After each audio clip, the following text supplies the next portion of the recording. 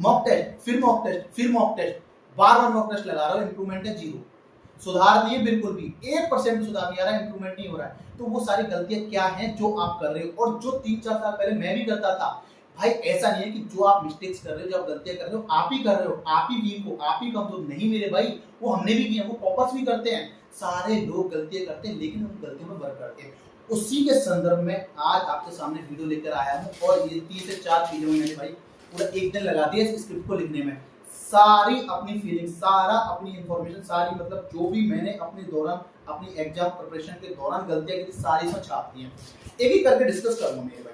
सब पॉइंट देखो, 3 से 4 पॉइंट है, 3 से 4 पॉइंट में डिस्कस करने वाला हूं। देखिए मेरे भाई, थोड़ा स्पीड में चल रहा हूं, वीडियो ताकि छोटी रहे। सबसे पहली बात क्या है, सबसे है कि भैया सिलेबस तो कंप्लीट हो गया, लेकिन फिर भी नंबर नहीं बढ़ रहे मेरे, मैं क्या करूं भैया? तो मेरे भाई मैं उनको बता दूं सिंपल सी बात, आपका सिलेबस कंप्लीट है, आपने सिलेबस कंप्लीट कर लिया, कोई दिक्कत वाली बात नहीं। अब मेन दिक्कत क्या, मेन प्रॉब्लम ये है कि जब तुम्हारे मॉक टेस्ट में नंबर, किसी मॉक टेस्ट में तो आगे मेरे भाई आपके 70 नंबर, किसी मॉक टेस्ट में तो आगे आपके 60 नंबर, किसी मॉक टेस्ट में आगे आपके 65 नंबर, किसी में 80, किसी में 50। तो इसका मतलब पता है क्या है, आपने सिलेबस तो कर लिया, इसका मतलब है आपने बस सिलेबस ही किया है, आपने कंसेप्ट क्लियर नहीं किए हैं। आपको कंसेप्ट क्लियर करने, आपको हर टॉपिक पर अपनी भाई योजना बना के उस कंसेप्ट को पूरा करो, अच्छे से रीड आउट करो, तो चीजों को पढ़ो, है ना। मेन चीज क्या है, देखो एक में तो सरल मॉक टेस्ट आ गया, मान लो सरल आ गया, आपने इसको कर दिया 80, एक आ गया थोड़ा सा कठिन, फिसल गए भाई, रजिया सुल्तान गोल्डन फंस गई, ठीक है। उसमें होता है क्या मेरे भाई कि जब सरल आता है तो तुम ज्यादा नंबर कर लेते हो, कठिन आता है तो आप वहीं में फेल हो जाते हो। मेन चीज है कि आपके कंसेप्ट क्लियर नहीं है, आपको कंसेप्ट क्लियर करने हैं। अब इन कंसेप्ट को क्लियर कैसे कर सकते हैं, इन कंसेप्ट को दो तरीके से क्लियर कर सकते हैं। मान लो जैसे मैं रेलवे का एक एग्जाम ले लेता हूँ, रेलवे का मॉक टेस्ट लेता हूँ, जनरली 100 नंबर का पेपर आता है, अब आपको उसमें 60 नंबर आ रहे हैं, तो जो 40 नंबर का एरिया है ना मेरे को, जो 40 नंबर का एरिया जो गलत किया है, जो आपने स्किप किया है, बस उसी को उठाओ, उसी को देखो मेरे भाई, उसी का एनालिसिस करो कि क्यों गलत किया है, कहां मैंने कंसेप्ट में गलती की है। उसको दो तरीके से कर सकते हैं। मान लो मैथ में जो सवाल मेरे से परसेंटेज का सवाल नहीं आया और उस टाइप का सवाल नहीं आया, तो मैं जाऊंगा टीचर से पढ़ूंगा एक बार, उस टाइप के क्वेश्चंस को दोबारा से लगा डालूंगा। एक तो तरीका ये हो गया, और वो जो क्वेश्चन नहीं आया उसको मैं अपने लिख लूंगा, किसमें लिख लूंगा, अलग से डायरी में, जो मॉक टेस्ट मेरी डायरी है, वो लिखना बहुत जरूरी होता है। एक तरीका ये हो गया। दूसरा तरीका ये है कि आपने कई सारे इन्फ्लुएंसर को सुना होगा कि 50%, 60% सिलेबस हो गया, फिर भी आप मॉक टेस्ट स्टार्ट कर दो। भाई बिल्कुल सही कह रहे हैं वो, मॉक टेस्ट तभी आपको स्टार्ट कर देना चाहिए अगर आप दूसरी कैटेगरी में आते हो। कैसे? लेकिन आपको जो भाई गलतियां सुधारनी है वो मॉक टेस्ट से ही सुधारनी है। आपको जो 40 नंबर कम हुए ना, जो पेपर में आपके 40 नंबर मॉक टेस्ट में कम आए हैं, उनको क्या करना है, मॉक टेस्ट में ही वही अपना रिवीजन करो, वही अपनी डायरी में लिखो। भाई उनको इस तरीके से रिवीजन कर दो, इस तरीके से पढ़ दो कि अगला जब मॉक टेस्ट आए और उसमें उस टाइप का क्वेश्चन आ जाए तो भाई गलत नहीं होना चाहिए। अगर आप ये काम करते जा रहे हो मॉक टेस्ट में कि अगला पेपर आया और उसी टाइप का क्वेश्चन आया और मैंने उड़ा दिया, भाई मैं लिख के दे सकता हूं कि भाई आप जो है धीरे धीरे इंप्रूवमेंट कर जाओगे। लेकिन आप जो है, जो 40 नंबर जो आपने छोड़ा है, गलत हुआ है मेरे भाई, उसको एनालिसिस नहीं कर रहे हो, उसको पढ़ नहीं रहे हो, उसको छोड़ रहे हो, उसको कॉपी में नोट डाउन नहीं कर रहे हो, उस टाइम मैनेजमेंट पे ध्यान नहीं दे रहे हो, उसके क्वेश्चंस के जो भी आपने टाइम ज्यादा लिया है, कम लिया है, तो भाई आप नहीं कर पाओगे। मैं लिख के दे रहा हूँ। तो इस चीज को सुधारो। ये तो हो गए दो तरीके कि आपका कंसेप्ट क्लियर कैसे करोगे। एक मॉक टेस्ट के थ्रू कर सकते हो और तुम टीचर पर पढ़ के भी कर सकते हो, ठीक है। तो ये दो तरीके हुए। अब दूसरी कैटेगरी के लोग देखो, दूसरी बात क्या आती है। दूसरी बात ये आती है, कुछ लोग होते हैं कि भैया एक तो ये होगा किसी के 80 आ रहे हैं, किसी के 60 आ रहे हैं, कैटेगरी वाले तो ये आ रहे हैं। दूसरी कैटेगरी आती है जिनके 85 नंबर आ रहे हैं, जिनके 40 नंबर आ रहे हैं, उनके बढ़ ही नहीं रहे, 50, 55, 52, 45, 50, बस हो गया काम। तो भाई उनकी सबसे बड़ी गलती क्या है पता है? उनकी सबसे बड़ी गलती क्या है? वो समझ रहे हैं कि हमने सिलेबस कर लिया, सब कुछ हो गया। भाई आपका ना तो जीके अच्छी, ना मैथ अच्छी, ना रीजनिंग अच्छी।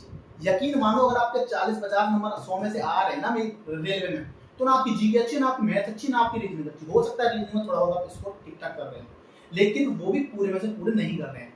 तो आपको मेरे भाई जीके तो थोड़ा साइड कर दो, जीके का हम लोग बाद में देखेंगे। मैथ और रीजनिंग, मैथ और रीजनिंग मेरे भाई ये आपको अच्छे से अच्छा करनी पड़ेगी।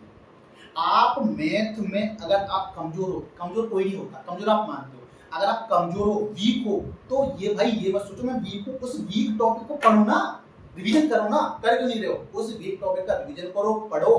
आप वीक टॉपिक छोड़ रहे हो, आपको जिसमें मजा आ रहा है आप वो पढ़ रहे हो। मान लिया मेरे को भाई मेंस सॉल्यूशन में मजा नहीं आता और मैं मेंस सॉल्यूशन छोड़ रहा हूं, वो तो लिख के ले लो, अगले मॉक टेस्ट में आएगा, फिर मॉक टेस्ट का, फिर मेंस सॉल्यूशन का क्वेश्चन गलत कर दोगे या स्किप कर दोगे, तो नंबर कहां से बढ़ेंगे? तो नंबर ऐसे नहीं बढ़ते। जो आपका नॉट इंटरेस्टेड टॉपिक है उसको आपको पढ़ना ही पड़ेगा, उसको आपको टाइम देना ही पड़ेगा भाई, आप स्किप नहीं कर सकते। और आज के समय में जो पेपर हो रहा है रेलवे का, तो बिल्कुल भी नहीं कर सकते, कंपटीशन बहुत ज्यादा है। तो अगर आपका मैथ कमजोर है, वीक टॉपिक है, तो उसको पढ़ो ना टीचर से, उसके नोट्स बनाओ ना, उसको प्रैक्टिस करो ना, रिवीजन करो ना। क्यों नहीं करते हो भाई? नहीं करोगे तो नहीं हो पाएगा, करोगे तो हो पाएगा। सिंपल सी बात है, कोई भी जो है आकाश से टपक के नहीं आया, धरती फाड़ के नहीं आया कि दिमाग मतलब एक्स्ट्रा ऑर्डिनरी लेके आया। सब लोग ऐसे ही है भाई, नॉर्मल सब लोग, ठीक है। तो बस सब बार बार रिवीजन करते हैं, बार बार जो गलती होती है बार बार दोहराते हैं, बस यही चीज करते हैं बार बार। तो करो ना मेरे भाई, रीजनिंग की बात करो। रीजनिंग क्या है? रीजनिंग का तो मॉक टेस्ट से जो है सॉल्व हो जाती है, अच्छी हो जाती है हमारी मॉक टेस्ट से, दे दे के करते कर करके सिंपल आराम से बढ़िया हो जाती है, मोस्टली हो जाती है। और जिसकी नहीं होती, कुछ टॉपिक जो नहीं समझ में आ रहे हैं, तो उनको पढ़ो ना टीचर से, उनके नोट्स बना लो ना एक बार, क्या दिक्कत आ रही है? तो कर लोगे ना मेरे भाई। मैथ और रीजनिंग को पकड़ बनाओ। अगर आपके 40-50 नंबर आ रहे हैं, आपको मैथ में पकड़ बनाने की जरूरत है पहले, देन जीके जीएस देखना मेरे भाई। तो ये तो हो गई उनके लिए बात, ठीक है। अब बात कर लेता हूं मैं 30 नंबर पर बात। देखो यहाँ अब आते हैं वो लोग कि भैया कंसेप्ट भी क्लियर है, भैया सिलेबस भी पूरा है, लेकिन फिर भी हम लोग अटके हुए हैं कुछ क्वेश्चंस पे, कुछ नंबर्स पर, 70 पे, 78 पे, इससे ज्यादा नहीं पढ़ रहे नंबर। क्या करूं मैं?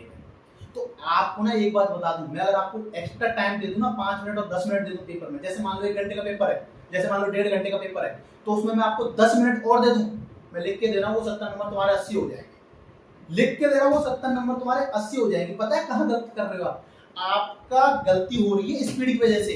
आप जो है टाइम मैनेजमेंट की वजह से पेपर को अच्छे से अटेम्प्ट ही नहीं कर पा रहे हैं, और वो 5-10 नंबर आपके वहीं कम हो रहे हैं। तो स्पीड की कमी है, कैलकुलेशन की कमी है, आपकी कैलकुलेशन स्पीड फास्ट नहीं है। आपने सवाल तो सॉल्व कर लिया, लेकिन कैलकुलेशन ऐसी फंसी लास्ट में कि आपने वो सवाल छोड़ दिया, आप वहां टाइम लगे, ये गलती कर दी। दूसरी क्या है? क्वेश्चंस को ईगो पे ले लेते हो मेरे भाई। ये क्वेश्चन तो मैंने कम से कम प्रैक्टिस में 1000 बार किया है, और ये क्वेश्चन मेरे से बनेगा नहीं। और हो सकता है भाई वो क्वेश्चन एग्जाम में गलत, एग्जाम में जो आते हैं कभी-कभी क्वेश्चन गलत आ जाते हैं, गलत हो तो वहां आप टाइम खा जाते हो, ठीक है।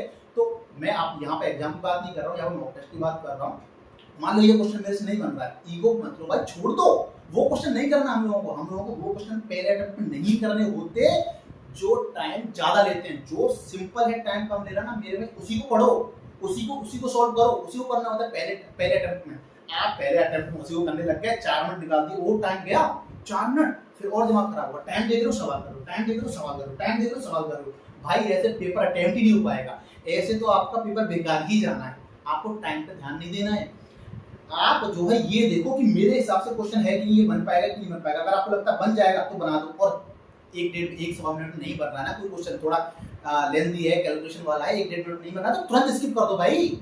उसकी वजह से अपना पेपर क्यों खराब कर रहे हो? तो वो गलती आपको जो है अपने इंप्रूवमेंट में लेके आनी है, सुधारनी है, ठीक है कि नहीं? उस गलती को इंप्रूवमेंट करो, सुधारो। तीसरी गलती क्या होती है? अब देखो कुछ बच्चे कैसे होते हैं, कुछ बच्चे ऐसे होते हैं, कुछ स्टूडेंट्स ऐसे होते हैं। एक क्वेश्चन आया जी, मान लो रवि पूर्व दिशा में 4 किलोमीटर चलता है, उत्तर दिशा में 10 किलोमीटर चलता है, फिर इधर दाएं मुड़ता है, फिर बाएं मुड़ता है। क्वेश्चन पढ़ने में 15 सेकंड लगा दिए, तो भाई एक बच्चा तो 5 सेकंड में क्वेश्चन पढ़ लिया, आप पढ़ रहे हो 15 सेकंड में, तो 10 सेकंड तो आप पीछे हो गए। तो क्वेश्चन को पढ़ने की जो है ना शक्ति भाई, वो तुम्हारी थोड़ा सा फास्ट होनी चाहिए। फटाफट रवि 5 किलोमीटर जाता है, ये जाता है, फटाफट सॉल्व कर लेते हो। इस तरीके से क्वेश्चन को थोड़ा जल्दी पढ़ना। 14 पॉइंट क्या आता है? 14 पॉइंट देखो मेरे भाई, हाँ चौथा पॉइंट ये आता है कि आप जो कंपटीशन करने लग जाते हो दूसरे से। अरे यार इसके नंबर तो इतने आ रहे हैं, अरे भाई मेरे नंबर तो इसमें इतने ही आए। भाई कंपटीशन करना ठीक है एक हद तक, लेकिन ये तो देखो मेरा माइंड उसका माइंड भाई एक जैसा नहीं है। उसने टाइम ज्यादा दिया है, मैंने टाइम कम दिया है। वो सारी चीजें कहीं ना कहीं आपको ध्यान में रखनी है मेरे भाई। दूसरे से कंपटीशन मत करो, अपने आप से कंपटीशन करो कि मेरे पिछले मॉक में इतना है, तो मैं कोशिश करूंगा अगले मॉक में इतने हैं, अगले मॉक में थोड़ा दो नंबर ज्यादा लाने की कोशिश करूंगा। और फिर भी नहीं आया ना, तो फिर भी डिमोटिवेट होने की जरूरत नहीं है, वो आएंगे, धीरे धीरे बढ़ेंगे। लेकिन आप गलतियों को वर्क करते चलो, जो आपकी गलतियां हो रही लिखते चलो, रिवीजन करते चलो, लिखते चलो, रिवीजन करते चलो। मैं गारंटी देता हूँ इसको इंप्रूवमेंट होगा, ठीक है। नेक्स्ट पॉइंट क्या है मेरे भाई? नेक्स्ट ये है कि जैसे मान लिया आपने दो मॉक टेस्ट दे दिया, तीसरा मॉक टेस्ट दे दिया, दो मॉक टेस्ट दे दिया, आपके नंबर कम आए, डिमोटिवेट हो गए। अरे यार क्या करूं, नंबर नहीं पढ़ रहे हैं। और हो सकता है उस चक्कर में भाई मैं खुद आप भी तो बता रहा हूं, उस चक्कर में 2 से 3 दिन बेकार कर दिए यार। मॉक टेस्ट में नंबर ही नहीं बढ़ रहे हैं, सिलेबस भी खत्म कर लिया, सब कुछ कर लिया, छोड़ो तैयार। 2 दिन खराब कर दिए, तीसरे दिन फिर चुल्ल मची, फिर किसी की मोटिवेशन वीडियो देख ली, फिर यार तैयारी करूंगा, फिर आप आ गए। ऐसे तो कभी सिलेक्शन होगा ही नहीं, ऐसे तो पेपर आपका निकलेगा ही नहीं। आपकी जो कंटिन्यूअस स्टडी है वो छूट जाती है बीच में। आपको डिमोटिवेट नहीं होना है, अगर आपके नंबर कम आए तो खुश हो मेरे भाई, आपको सीखने को मिलेगा। बहुत सारी चीजें हैं जो आपको सीखने को मिलेगा, जो मॉक टेस्ट से आपको मिलेंगी, और वो गलतियां आपको एग्जाम में नहीं करनी है, वो गलतियां आपको एग्जाम टाइम तक सुधार लेनी है। तो अगर कम नंबर आ रहे हैं तो डिमोटिवेट मत हो, उनको सुधारो, उनको इम्प्रूवमेंट करो, उनको देखो अच्छे से, ठीक है। चौथी भाई एक चीज और बताता हूँ, चलो मैं आपको, देखो मेरे भाई सब कुछ लिख के लाया हूं, सब कुछ एक एक गलती मैंने आपकी यहाँ पे लिखी है, ठीक है। हाँ, और एक क्वेश्चन, एक इंपॉर्टेंट मैंने बात, जो ईगो वाली बात थी मैंने आपको बताई थी कि कुछ क्वेश्चन को ईगो मत लो, पेपर को हमेशा 2 से 3 अटेम्प्ट में करो। 3 अटेम्प्ट में नहीं तो कम से कम 2 में तो करना ही करना चाहिए। पहले अटेम्प्ट में कभी पूरा पेपर मत करो। शुरुआत में अगर हार्ड क्वेश्चन आ गया 1-2 में और तुम उसमें फंस गए तो भाई समझ लो तुम्हारा टाइम भी गया, और तुम्हें भाई पेपर ये महसूस हो जाएगा यार पेपर बेकार हो जाएगा पेपर, और ऐसा एक बार महसूस हो गया ना कि पेपर बेकार हो जाएगा, दुनिया की कोई भी ताकत आपके पेपर को अच्छा नहीं कर सकती। एक बार आपको शुरू में ये फील हो गया यार मेरा पेपर ठीक ठाक नहीं होगा, मुझे लगता है भाई दुनिया की कोई भी ताकत आपका पेपर ठीक ठाक नहीं कर सकती। इसलिए आप जो हार्ड क्वेश्चंस को पहले अटेम्प्ट में ना करें, सेकंड अटेम्प्ट में करें, थर्ड अटेम्प्ट में करें। Got it. अब देखो मेरे भाई मॉक क्या सिखाता है। मॉक आपको ये नहीं कि आप मॉक दिया आपको कम नंबर आ गए आप डिमोटिवेट हो, नहीं, मॉक आपके कम नंबर आ गए, आपने गलतियां की, आपके 60 नंबर आए हैं, 40 नंबर, अब वो 40 नंबर ये देखो कि कहाँ गलती हुई है। क्या फॉर्मूले की वजह से कोई क्वेश्चन रह गया, क्या मेरे को इसकी थ्योरम्स नहीं पता थी, क्या मेरे को मेरे भाई इसका जो है कंसेप्ट नहीं पता था। भाई गलती हुई तो हुई क्यों, मैंने इसमें 3 मिनट दे दिए, क्यों 3 मिनट दे दिए यार, 3 मिनट दे दिए फिर भी गलत कर दिए, क्यों कर दिए यार। तो ये सारी चीजें 5 से 6 पॉइंट जो है आपको ध्यान रखने हैं, और उन्हीं को एग्जैक्ट कॉपी में छापो। कुछ लोग करते हैं कॉपी नहीं बनाते, मॉक टेस्ट की बहुत गलती कर रहे हो, सबसे बड़ी गलती कर रहे हो। भाई कॉपी में लिखो, मैथ का क्वेश्चन है लिखना है तो लिख दो, रीजनिंग क्वेश्चन है लिख दो, कोई दिक्कत वाली बात नहीं, जीके है लिख दो, कोई दिक्कत नहीं। 1 घंटे का मॉक टेस्ट है, 1 घंटा एनालिसिस में लगाए। जो बंदा कंप्लीट तरीके से एनालिसिस करता है वही बंदा मॉक टेस्ट में इंप्रूवमेंट कर पाता, वही बंदा जो है एग्जाम में अच्छा कर पाता। जो बंदा एनालिसिस पर ध्यान नहीं दे रहा है ना, और नहीं देता है, तो भाई मान के चलो कि पेपर निकालने की संभावना उसकी कम ही है, ना के बराबर ही। एनालिसिस एनालिसिस एनालिसिस मॉक देने से ज्यादा इंपॉर्टेंट है एनालिसिस आप कैसे कर रहे हो, एनालिसिस कर रहे हो या नहीं कर रहे हो। तो ये सारी चीज इंपॉर्टेंट जो मैंने आज आपको बताई ना, वो सारी चीज अपनी भाई मॉक टेस्ट देने में स्टडी के दौरान अपने अंदर ढाल लो भाई। ये बहुत इंपॉर्टेंट चीज है, ये गलतियां नहीं करनी है आपको। अगर ये गलतियां करते जा रहे हो आप पेपर नहीं निकाल पाओगे, ठीक है। और बताता हूँ मैं आपको देखो बाकी तो इसमें हो गया, मैंने सारी चीजें जनरली मैंने आपको बता दी हैं। और बात करते हैं अगर हम मॉक टेस्ट लेना चाहते हो तो मॉक टेस्ट किसी का भी ले लो, टेस्ट का ले लो, ग्रेड अप का ले लो, किसी का भी ले लो, डजेंट मैटर। लेकिन मैंने जो खास वीडियो जो आज आपके लिए लेके आया हूँ मैं, बस यही इसका मेन कारण था कि भाई जो आप गलतियां कर रहे हो वो आप गलतियां ना करें। मॉक टेस्ट में अगर आप ये चीजें आपसे करने लग जाओगे ना, आप देखना 2 महीने में देख लीजिए, 2 महीने में आपका इंप्रूवमेंट देख लेना। अगर 50 नंबर आ रहे हैं तो बढ़ के 60 नंबर होंगे, जरूर होंगे। आप एक स्कोर पर अटक गए ना, वो आपका बढ़ेगा, जरूर बढ़ेगा।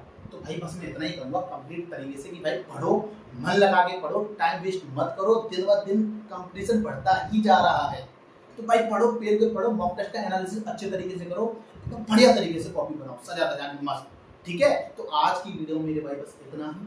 बस अब मैं मिलता हूँ आपसे अगली वीडियो में, और अगर कोई आपका फिर भी डाउट बचता है तो कमेंट बॉक्स में जरूर लिखिएगा, मैं आपका रिप्लाई दूंगा, ठीक है मेरे दोस्तों। तो मिलते हैं अगली वीडियो में। जय हिंद, जय भारत।